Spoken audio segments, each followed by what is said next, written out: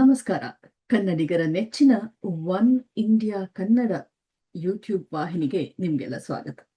ನೀವು ನೋಡ್ತಾ ಇದ್ದೀರಾ ವಿಸ್ಡಮ್ ಕೆಫೆ. ಇದು ನನ್ನ ಮತ್ತು ನಿಮ್ಮ ಹರಟೆಯ ಕಟ್ಟೆ. ನಾನು ನಿಮ್ಮ ಹೋಸ್ಟ್, ದೋಸ್ತ್ ಮತ್ತೆ ಕೋಚ್ ಸ್ಮಿತಾ ಅಯ್ಯಂಗಾರ್. ನಾನು ನಿಮ್ಮ ಹತ್ರ ಫಿನ್ಲ್ಯಾಂಡ್ ಇಂದ ಮಾತಾಡ್ತಾ ಇದ್ದೀನಿ. ಏನಿದು ವಿಸ್ಡಮ್ ಕೆಫೆ ಅಂದ್ರೆ, ಇಲ್ಲಿ ಜ್ಯೋತಿಷ್ಯದ ಜ್ಞಾನ ಅನ್ನೋ ಬಿಸಿ ಬಿಸಿ ಕಾಫಿ ಜೊತೆನಲ್ಲಿ ಅದರ ಬೆನ್ನೆಲುಬಾಗಿರುವಂತ ವಿಜ್ಞಾನದ ಪಕೋಡ ಕೂಡ ಸಿಗತ್ತೆ. ಅಂದ್ರೆ ನಮ್ಮ ಆಚಾರ ವಿಚಾರಗಳ ಜೊತೆನಲ್ಲಿ ನಿಮ್ಮ ಗ್ರಹಗಳ ಗೋಚಾರದ ಬಗ್ಗೆ ಕೂಡ ಮಾತಾಡೋಣಂತೆ. ಇವತ್ ನಾವು ಮಾತಾಡ್ತಾ ಇರೋದು ಬುಧ ಗ್ರಹ ರೆಟ್ರೋಗ್ರೇಡ್ ಆಗಿರುವಂತಹ ವಿಷಯದ ಬಗ್ಗೆ. ಇದು ಜೂನ್ 29ನೇ ತಾರೀಕು ಬುಧ ಗ್ರಹ ಅಂದ್ರೆ ಮರ್ಕ್ಯೂರಿ ಪ್ಲಾನೆಟ್ ರೆಟ್ರೋಗ್ರೇಡ್ ಮೋಷನ್ ಅಲ್ಲಿ ಉಂಟಾಗ್ತದೆ. ಅಂದ್ರೆ ರೆಟ್ರೋಗ್ರೇಡ್ ಅಂದ್ರೆ ಏನು? ವಕ್ರೀಗತ ಚಲನೆ ಅಂತ ಹೇಳ್ಬೋದು ಕನ್ನಡದಲ್ಲಿ ಹೇಳ್ಬೇಕು ಅಂದ್ರೆ.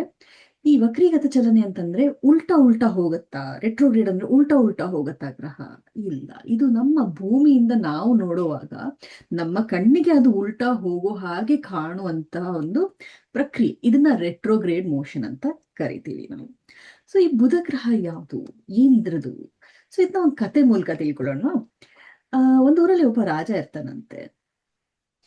ಹಾಗೇನೆ ತುಂಬಾ ಬುದ್ಧಿವಂತ ರಾಜ, ಓಕೆನಾ, ತುಂಬಾ ಟ್ರಸ್ಟ್ ವರ್ತಿ ರಾಜ. ಅವನ್ಗೆ ಒಬ್ಬ ಮೆಸೆಂಜರ್ ಇರ್ತಾನೆ, ಅಂದ್ರೆ ಪೋಸ್ಟ್ ಮ್ಯಾನ್ ಅಂತ ಹೇಳಿ.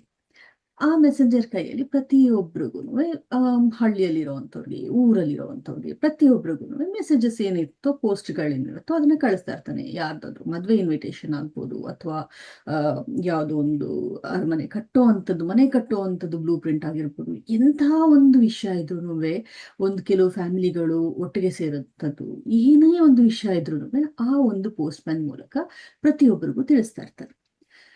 ಒಂದು ದಿನ ಏನಾಗತ್ತೆ, ಹೀಗೆ ಹೋಗ್ತಾ ಇರ್ಬೇಕಾದ್ರೆ ಆ ಕಾಡಿನ ದಾರಿನಲ್ಲಿ ಆ ಪೋಸ್ಟ್ ಮ್ಯಾನ್ ಇರ್ತಾನಲ್ಲ, ಅವನ ಒಂದು ಕುದುರೆದು ಒಂದು ಲಾಳ ಎಲ್ಲೋ ಕಳ್ದು ಹೋಗ್ಬಿಡತ್ತಂತೆ. ಅಂದ್ರೆ ಹಾರ್ಸ್ ಶೂ ಇರತ್ತಲ್ಲ, ಅದೆಲ್ಲೋ ಒಂದ್ ಕಡೆ ಕಳ್ದು ಹೋಗ್ಬಿಡತ್ತಂತೆ.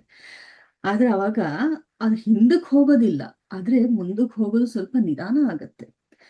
ಅವಾಗ ಏನಾಗತ್ತೆ, ಸ್ವಲ್ಪ ಅವನು ಯೋಚನೆ ಮಾಡ್ತಾನಂತೆ. ಯೋಚನೆ ಮಾಡಿ ಆ ಪೋಸ್ಟ್ ಮ್ಯಾನ್ ಏನ್ ಮಾಡ್ತಾನೆ, ನಾನು ಹೀಗ್ ನಿಧಾನ ಆಗಿರೋದ್ರಿಂದ ಯಾವ್ದಾದ್ರು ನಾ ಬಿಟ್ಟು ಹೋಯ್ತಾ, ಯಾವ್ದಾದ್ರು ಪತ್ರಗಳನ್ನ ತಲುಪ್ಸೋದು ಬಿಟ್ಟು ಹೋಯ್ತಾ, ಎಲ್ಲಾ ಮೆಸೇಜನ್ನು ನಾನು ಕರೆಕ್ಟ್ ಆಗಿ ಕೊಟ್ಟಿದ್ದೀನ ಎಲ್ಲಾರ್ಗುನುವೆ, ಅಥವಾ ಯಾರಾದ್ರೂ ಈ ಒಂದು ಡಿಲೇಯಿಂದ, ಅಂದ್ರೆ ಈ ತರ ನಿಧಾನವಾಗಿ ಬಂದಿರೋದ್ರಿಂದ ಏನಾದ್ರೂ ಮಿಸ್ಅಂಡರ್ಸ್ಟ್ಯಾಂಡಿಂಗ್ಸ್ ಏನಾದ್ರೂ ಆಯ್ತಾ?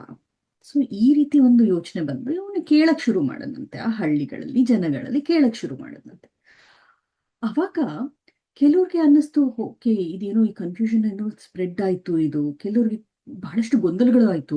ಸೊ ಏನಿದು, ಡೂಪ್ಲಿಕೇಟ್ ಆರ್ಡರ್ ಬಂದಿದ್ಯಾ, ಏನಾಗ್ತಾ ಇದೆ ಇದು ಅಂತ ಎಲ್ಲರೂ ಯೋಚನೆ ಮಾಡಿದ್ರಂತೆ.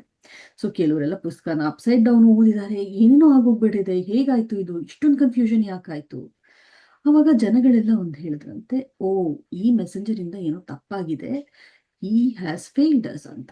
ಅವಾಗ ರಾಜ ಹೇಳದಂತೆ, ಇಲ್ಲ, ಮೆಸೆಂಜರ್ ಇಂದ ಯಾವ ತಪ್ಪು ಆಗಿಲ್ಲ.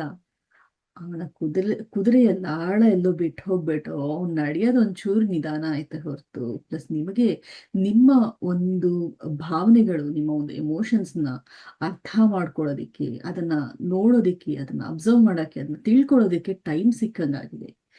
ಸೊ ಈ ಒಂದು ಮರ್ಕ್ಯೂರಿ ರೆಟ್ರೋಗ್ರೇಡ್ ಅಂತ ಏನಿದೆ, ಇದು ಕೂಡ ಅದೇ ರೀತಿಯ ಒಂದು ಟೈಮ್ ಎಲ್ಲಾರ್ಗು. ಈ ಟೈಮ್ನಲ್ಲಿ ನಿಮ್ಗೆ ಏನಾಗುತ್ತೆ ಅಂತಂದ್ರೆ, ಹಿಂದೆ ಯಾವುದೋ ಒಂದು ಬಿಟ್ಟೋಗಿರುವಂತ ಕನೆಕ್ಷನ್ಸ್ ಇರ್ಬೋದು, ಅಥವಾ ಕಮ್ಯುನಿಕೇಶನ್, ಅಂದ್ರೆ ಯಾವುದೋ ಒಂದು ರೀತಿಯ ಒಂದು ಲೆಟರ್ ಬರ್ಬೇಕಾಗಿರ್ಬೋದು, ಅಥವಾ ಯಾವುದೋ ಒಂದು ರೀತಿಯ ಕಮ್ಯುನಿಕೇಶನ್ ಬರ್ಬೇಕಾಗಿರ್ಬೋದು, ಯಾರೋ ಒಬ್ರು ಮಾತಾಡೋದನ್ನ ಬಿಟ್ಟಿರ್ಬೋದು. ಸೊ ಇಂಥ ಒಂದು ಸಿಚುವೇಶನ್ಗಳೇನಿದೆ, ಇದು ಸರಿ ಹೋಗುವಂತಹ ಒಂದು ಸಮಯ ಇದು, ಅಥವಾ ರಿಫ್ಲೆಕ್ಟಿಂಗ್ ಟೈಮ್ ಅಂತ ಹೇಳ್ಬೋದು. ಅಂದ್ರೆ ನಿಮ್ಮ ಭಾವನೆಗಳು ಯಾವ ಕಡೆಗೆ ಓಡ್ತಾ ಇದೆ ಅನ್ನೋದನ್ನ ಅರ್ಥ ಮಾಡ್ಕೊಳ್ಳುವಂತ ಟೈಮ್ ಇದು ಎಲ್ಲರಿಗೂ. ಸೊ ಮರ್ಕ್ಯೂರಿ ರೆಟ್ರೋಗ್ರೇಡ್ ಆಗಿದ ತಕ್ಷಣ ಏನು ಹಿಂಗಾಗೋಗುತ್ತೆ ಹಂಗಾಗುತ್ತೆ, ಇಲ್ಲ. ಏನಿದು ಅರ್ಥ ಮಾಡ್ಕೋಬೇಕು. ಏನು ಅಂತ ಹೇಳಿದ್ರೆ, ಅಸ್ಯೂಮ್ ಮಾಡ್ಕೊಳ್ಳೋ ಬದಲಿಗೆ ರೀಡ್ ಮಾಡಿ, ಮತ್ತೆ ಅದನ್ನ ಓದಿ, ಮತ್ತೆ ಅದನ್ನ ಅನುಭವಿಸಿ, ಮತ್ತೆ ಅದ್ರ ಬಗ್ಗೆ ಯೋಚನೆ ಮಾಡಿ, ಇನ್ನೊಂದು ಸತಿ ಯೋಚನೆ ಮಾಡಿ ಮಾತಾಡಿ. ಹಾಗೇನೆ ಇಗ್ನೋರ್ ಮಾಡೋ ಬದಲಿಗೆ ರೀಕರೆಕ್ಟ್ ಮಾಡಿ. ಅಂದ್ರೆ ಯಾರನ್ನೋ ಒಬ್ರನ್ನ ತೆಗೆದು ಹಾಕೋದಕ್ಕಿಂತ ಮುಂಚೆ ಅವರ ಒಂದು ದೃಷ್ಟಿಕೋನದಿಂದ ಯೋಚನೆ ಮಾಡೋದನ್ನ ಕಲ್ತ್ಕೊಳ್ಳಿ. ರಿಪೇರ್ ಇನ್ಸ್ಟೆಡ್ ಆಫ್ ರಿಪ್ಲೇಸ್ ಅಂತ ಹೇಳಿದ್ರೆ, ಈಗ ಯಾವುದೇ ಒಂದು ಸಂಬಂಧ ಆಗಿರ್ಲಿ, ಅದನ್ನ ಬೇರೆಯವರಿಂದ ರೀಪ್ಲೇಸ್ ಮಾಡೋದಕ್ಕೆ ಮುಂಚೆ ಅದನ್ನ ರಿಪೇರ್ ಮಾಡೋಕ್ಕಾಗತ್ತಾ ಅನ್ನೋದನ್ನ ಒಂದನ್ನ ಯೋಚನೆ ಮಾಡಬೇಕು. So reflect instead of reacting, ಅಂದ್ರೆ ನಾವು ರಿಯಾಕ್ಟ್ ಮಾಡೋಕ್ಕಿಂತ ಮುಂಚೆ, ಯಾರೋ ಒಬ್ರು ಏನೋ ಹೇಳಿದ್ರು ತಕ್ಷಣ ಏನೋ ಹೇಳೋದಕ್ಕಿಂತ ಮುಂಚೆ 1-2 ಸೆಕೆಂಡ್ ಯೋಚನೆ ಮಾಡಿ ಮಾತಾಡುವಂತಹ ಸಮಯ ಇದು. ಸೊ ಮರ್ಕ್ಯುರಿ ರೆಟ್ರೋಗ್ರೇಡ್ ಅಂತ ಹೇಳಿದ್ರೆ ಅದು ಹಿಂಚಲನೆ ಆಗೋದಿಲ್ಲ, ಅದು ಹಿಂದಿಂದಕ್ಕೆ ಹೋಗೋದಿಲ್ಲ. ಏನು ಅಂತ ಹೇಳಿದ್ರೆ ನಿಮಗೆ ಒಂದು ಟೈಮ್ ಕೊಡ್ತಾ ಇದೆ. ಹಿಂದೆ ಆಗಿರುವಂಥದನ್ನ ಬಗ್ಗೆ ಒಂದ್ಸತಿ ಯೋಚನೆ ಮಾಡಿ, ನಿಮ್ಮ ಕಮಿಟ್ಮೆಂಟ್ ಯಾವ್ದಾದ್ರು ಮರ್ತು ಹೋಗಿದ್ರೆ, ಅಥವಾ ಕನೆಕ್ಷನ್ಸ್ ಯಾವ್ದಾದ್ರು ಮರ್ತು ಹೋಗಿದ್ರೆ, ಅಥವಾ ಯಾವ್ದನ್ನಾದ್ರೂ ನೀವು ಓವರ್ಲುಕ್ ಮಾಡಿದ್ರೆ, ಅಂದ್ರೆ ಅದನ್ನ ನೆಗ್ಲೆಕ್ಟ್ ಮಾಡಿದ್ರೆ, ಅದಕ್ಕೆಲ್ಲ ಟೈಮ್ ಕೊಡುವಂತ ಒಂದು ಚಿಕ್ಕ ಸಮಯ ಇದು. ಹಾಗೆಯೇ ಇದು ಪ್ರತಿಯೊಂದು ರಾಶಿ ಮೇಲೆ ಯಾವ ರೀತಿಯಾದ ಪರಿಣಾಮ ಬೀಳುತ್ತೆ ಇದರ ಬಗ್ಗೆ ಕೂಡ ಮಾತಾಡೋಣಂತೆ. ಆದ್ರೆ ಇವತ್ತಿಗೆ ಈ ಒಂದು ಬುಧ ಗ್ರಹದ ರೆಟ್ರೋಗ್ರೇಡ್ ಮೋಷನ್ ಬಗ್ಗೆ ತಿಳ್ಕೊಂಡಿದ್ದೀರಾ? ಏನನ್ನಿಸ್ತು ಹೇಳಿ ಕಮೆಂಟ್ ಅಲ್ಲಿ. ಹೀಗೆ ನಮ್ಮ ಹರಟೆಕಟ್ಟೆನ ಮುಂದುವರ್ಸೋಣ. ತಿರ್ಗಾ ಇನ್ನೊಂದ್ಸತಿ ಬರ್ತೀನಿ, ಇನ್ನ ಒಂದು ಗ್ರಹದ ಬಗ್ಗೆ, ಇನ್ನೊಂದು ಗೋಚಾರದ ಬಗ್ಗೆ, ಇನ್ನ ಒಂದು ವಿಜ್ಞಾನದ ಬಗ್ಗೆ ಸಾಕಷ್ಟು ಮಾಹಿತಿಗಳನ್ನ ತರ್ತಾ ಇರ್ತೀನಿ. Thank you.